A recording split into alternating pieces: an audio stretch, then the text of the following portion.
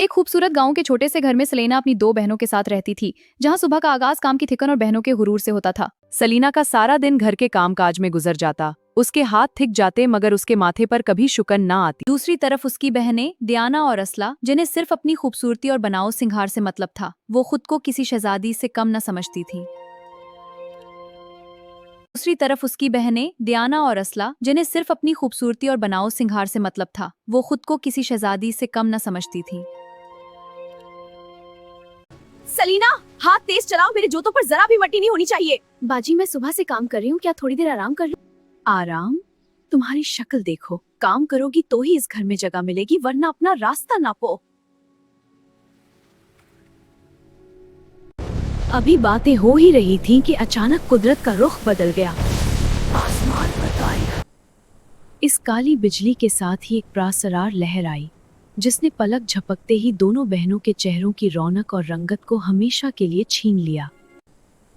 इस काली बिजली के साथ ही एक प्रासरार लहर आई, जिसने पलक झपकते ही दोनों बहनों के चेहरों की रौनक और रंगत को हमेशा के लिए छीन लिया। इसी लम्हे एक दाना हकीम वहां दाखिल हुए, जिनकी आंखों में बरसों का इल्म और चेहरे पर संजीदगी थी। उन्होंने उन दोनों की हालत देखकर एक गहरी सांस भरी। ये हसद की नजर है। अगर 3 दिन के अंदर तुमने वादी नूर के जादुई दरख्त का रस न पिया तो तुम हमेशा के लिए पत्थर का बत बन जाओगी। बहनों की हालत देखकर सलीना का दिल भर आया, मगर वो हिम्मत हारने वालों में से ना थी। उसने फैसला कर लिया कि वो मौत के साए वाली वादी में कदम रखेगी। जो बहनें कल तक सलीना को हकीर समझती थीं, आज वही उसके सामने बेबस बैठी थीं। उनकी आंखों में अब गुरूर नहीं बल्कि अपने किए पर शर्मिंदगी थी। हमने तुम्हारे साथ इतना बुरा किया, फिर भी तुम हमारी मदद करोगी? बाजी, आप मेरी बहनें हैं, मैं आपको कुछ नहीं होने दूंगी। सलीना ने अपनी कमर किसी और एक मुख्तसर सा थैला कंधे पर डालकर इस सफर के लिए तैयार हो गई, जिसकी वापसी की कोई जमानत ना थी। और फिर एक अकेली लड़की अपनी बहनों की जिंदगी की उम्मीद लिए उन प्रासरार रास्तों की तरफ निकल पड़ी, जहां इंसान तो क्या, परिंदे भी जाने से डरते थे। सफर के दौरान सलीना एक ऐसे मकाम पर पहुंची जहां कुदरत के कानून ही बदले हुए थे। वहां एक दरिया पहाड़ों की ढलान से नीचे आने के बजाय ऊपर की तरफ बहा रहा था।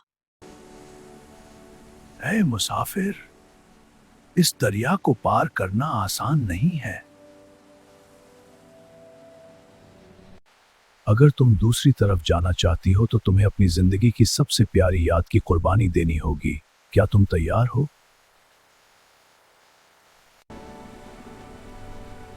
जैसे ही सलीना ने वो अंगूठी दरिया की नजर की, पानी दूर दूर सांस में तकसीम हो गया। उसकी बेगर्जी ने जादू का दिल जीत लिया था। जैसे ही सलीना ने वादी नूर में कदम रखा, उसकी आंखें चंदिया गईं। यहाँ का हर जर्रा, हर पत्ता और हर पहाड़ शीशे की तरह शफाफ और हीरों की तरह चमक रहा था। फजा में उड़ते परिंदे भी शीशे के बने थे, जिनके परों के हलने से मौसीकी बिखर रही थी और हर तरफ कौसे कुजा के रंग रक्स कर रहे थे। फूलों की पत्तियां इतनी नाजुक थीं कि लगता था जरा सी ठीस से टूट जाएंगी, मगर उनमें एक ऐसी रोशनी थी जो दिल को सुकून दे रही थी। कितनी खूबसूरत मगर खामोश जगह है ये। यहाँ की हर चीज एक राज छुपाए हुए है। लेकिन इस खूबसूरती में एक अजीब सा सुकून और खामोशी थी, जैसे वादी नूर किसी खास मुसाफिर के आने का इंतजार कर रही हो। वादी के वसत में सलीना को वो दरख्त मिल ही गया जिसका जिक्र हकीम ने किया था, मगर ये दरख्त बाकी वादी की तरह चमकदार नहीं बल्कि काला और सूखा हुआ था। जब सलीना करीब पहुंची तो उसने देखा कि शीशे के उस तने के अंदर एक इंसानी अक्स कैद है, जो किसी कैदी की तरह बेबस नजर आ रहा था। सलीना खौफ से पीछे हट गई। उसका दिल तेजी से धड़कने लगा। उसे एहसास हुआ कि यहाँ पहुंचना जितना मुश्किल था, मकसद हासिल करना उससे भी ज्यादा खतरनाक है।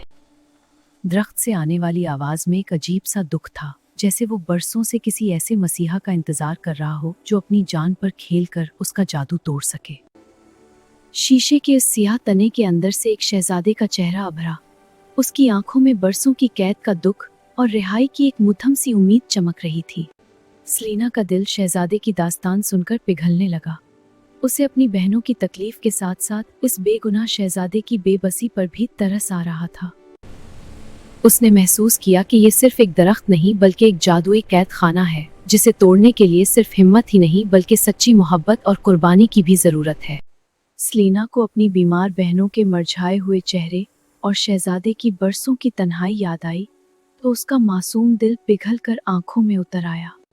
جیسے ہی اس کی آنکھ سے پہلا آنسو گرا، وہ کسی عام پانی کی بوند نہیں بلکہ اس کی سچائی اور بے غرضی کی ایک چمکتی ہوئی گواہی تھی۔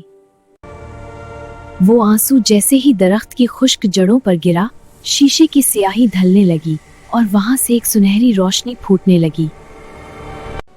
اے پروردگار، اگر میری تڑپ سچی ہے تو ان بے گناہوں کو اس عذاب سے نجات دے دے۔ اچانک ایک زوردار دھماکہ ہوا اور وہ کالا شیشہ ہزاروں ٹکڑوں میں بٹ کر روشنی بن گیا۔ پورا آسمان سنہرا ہو گیا جیسے ہزاروں سورج ایک ساتھ نکل آئے ہوں۔ روشنی کے اس حالے سے شہزادہ باہر نکلا۔ وہ اب کوئی عکس نہیں بلکہ جیتا جاگتا انسان تھا۔ اس نے حیرت سے اپنے ہاتھوں کو دیکھا اور پھر ایک مسکراتی ہوئی نظر سلینا پر ڈالی۔ اسی لمحے کوسوں دور گھر میں موجود بہنوں کے جسم میں بھی زندگی کی لہر دوڑ گئی۔ ان کا مردہ رنگ غائب ہو گیا اور وہ دوبارہ پہلے جیسی تندرست اور توانا ہو گئی۔ وہ خشک درخت اب سونے کا ہو چکا تھا، جس کی شاخوں سے زندگی بخش رس ٹپک رہا تھا۔ سلینا نے اپنی بہنوں کے لیے وہ قیمتی رس ایک چھوٹی سی بوتل میں جمع کر لیا۔ اے رحم دل لڑکی، تم نے نہ صرف مجھے بلکہ میری پوری سلطنت کو اس منحوس جادو سے بچا لیا ہے۔ تمہاری یہ نیکی تاریخ میں لکھی جائے گی۔ جب سلینا جادوئی رس لے کر گاؤں واپس پہنچی تو اس کا استقبال ایک فاتح کی طرح کیا گیا۔ ہر چہرے پر خوشی تھی اور فضا دعاؤں سے گونج رہی تھی۔